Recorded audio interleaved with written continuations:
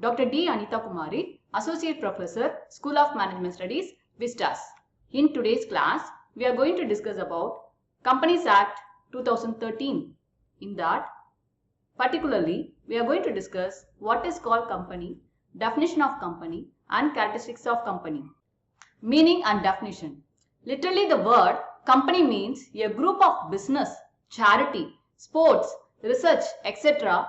A company in a common parlance means a group of persons associated together for the attainment of a common end, social or economic.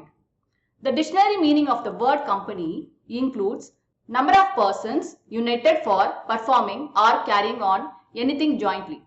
Section 2, subsection 7 of the Indian Companies Act 1956 defines a body corporate to include a company incorporated outside India but does not include a corporation sole, a cooperative society registered under law relating to cooperative societies and any other body corporate being a company as defined in this act, which the central government may be notification society in behalf. In the words of Lindsley, LJ, a company is defined as an association.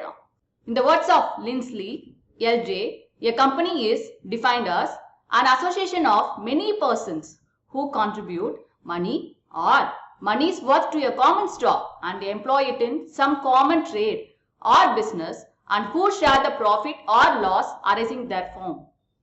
The common stock so contributed is denoted in money and is the capital of the company. The persons who contributed or to whom it belongs are the members. The proportion of a capital to which each member is entitled is share. Share are always transferable, although the right to transfer them is often more or less restricted. According to Professor Hannay, a company is an artificial person created by law having separate entity with a perpetual succession and common seal. Characteristics and features of a company. A careful scrutiny of the aforesaid definition would reveal the following essential characteristics of a company. Number 1. Incorporated association. A company must necessarily be incorporated and registered under the Companies Act. Registration creates a joint stock company and it's compulsory for all the association or partnership having a membership of more than 10 in banking and more than 20 in any other trading activity formed for carrying on a business with the object of earning profits. Corporate personality. A company is in law different from its members. It has independent corporate existence. It has a legal personality of its own. It can make contract, open a bank account, can sue and can be sued by others. It can own property in its own name. Unlike a partnership firm, which has no existence apart from its members, a company is a jurist person independent of its members. The law has recognized that even if a person holds virtually all the shares, the rights and obligation of the company shall be different from its members. The company's money and property belongs to the company, not to the shareholder. The member's personal property cannot be held liable to pay the creditors of the company. In Salman vs. Salman case limited, it was held that company is a different person altogether from its members.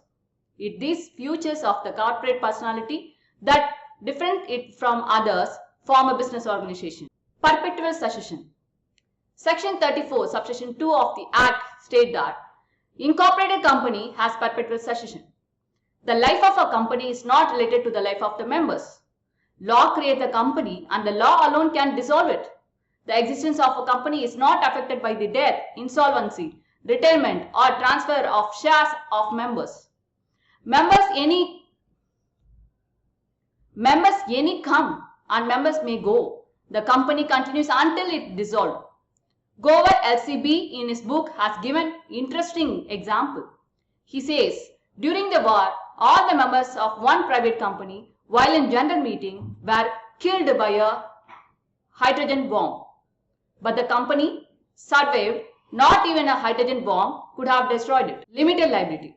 It is the most important advantage of the corporate form of a business organization. It means that the liability of a member shall be limited to the nominal value of the share held by him. Once he has paid the full amount all the share held by him, he cannot be called upon to bear the loss from his personal property. In case of a company limited by guarantee, the liability of a member is limited up to the amount guaranteed by them. In case of partnership, the liability of a member is unlimited. It may, however, be noted that the benefit of limited liability occurs only to members and not to the company such. A company is, in fact, incurs unlimited liability. Transferability of share. The share of a joint stock company are freely transferable except in the case of a private company. A shareholder can transfer his share to any person without the consent of other members. A company cannot impose absolute restriction on the rights of the members to transfer their shares. However, the article shall lay down the procedure of transfer of share, and it may also contain bona fide and reasonable restrictions on the rights of members to transfer their shares. Separate property. Because of its corporate personality, a company can own and transfer property in its own name. Although the shareholders have contributed to the capital of the company, they do not become the part of the owners of its property. Property of the Act 148, company should not be treated as a member's property or vice versa. The property of the company should be used for the company's business, not for the personal benefit of the shareholders. In Gramophone and Typewriter Company Limited vs. Stanley, it was held that the property of the company is not the property of the shareholder. It is the property of the company only. Also, in Bacha F. Gusdar v.